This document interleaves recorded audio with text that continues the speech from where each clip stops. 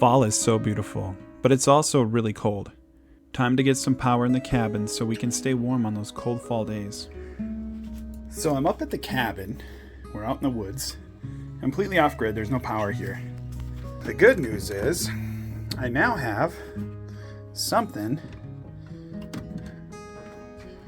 to turn the lights on.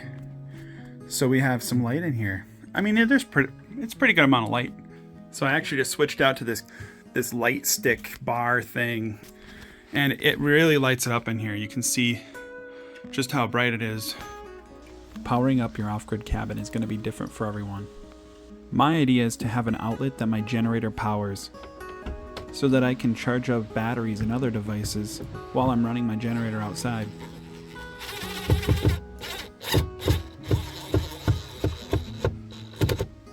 I found this super useful and inexpensive outlet on Amazon. I'll put the link in the description below with an affiliate link if you want to buy it.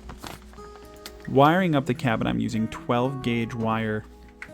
Very simple Romex wire that you'd use for any 20 amp or less circuit.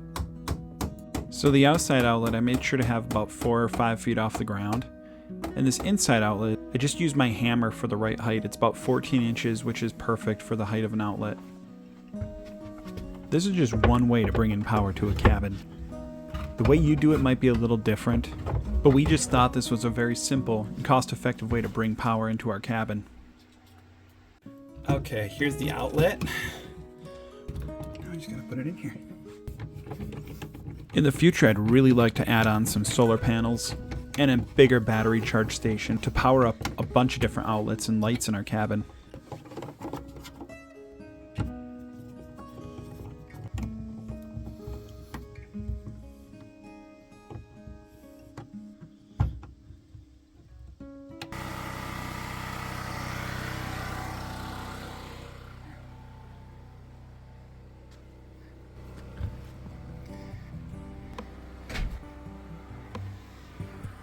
Now that I have the outlet done, the next thing to do is wire the cabin so we can put in all this insulation. So I just marked out this thing where I want my holes, and this is where I'm drilling. So I try to just line it up.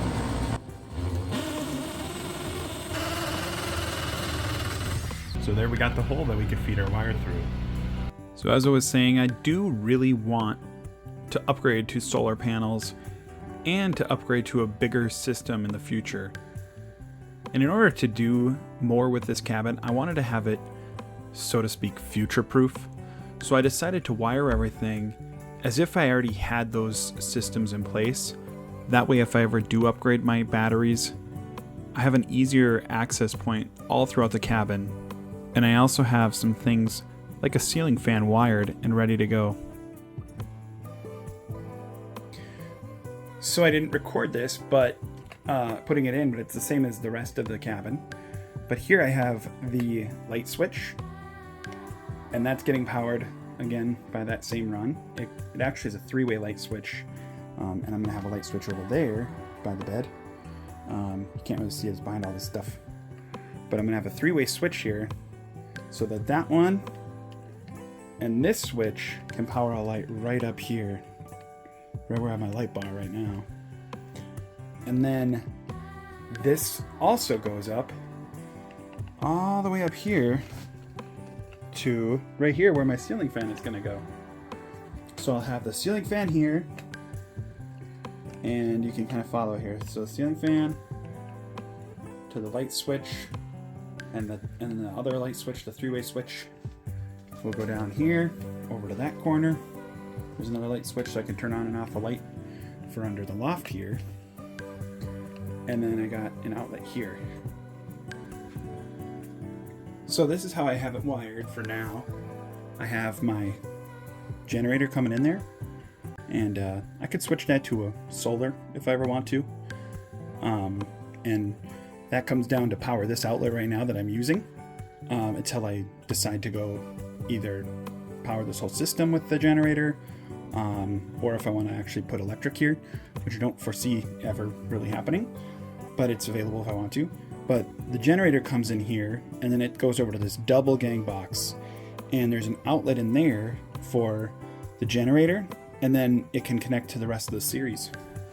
And I'm going to have an access panel right here where we're going to have all this open. So I can actually probably come all the way up here.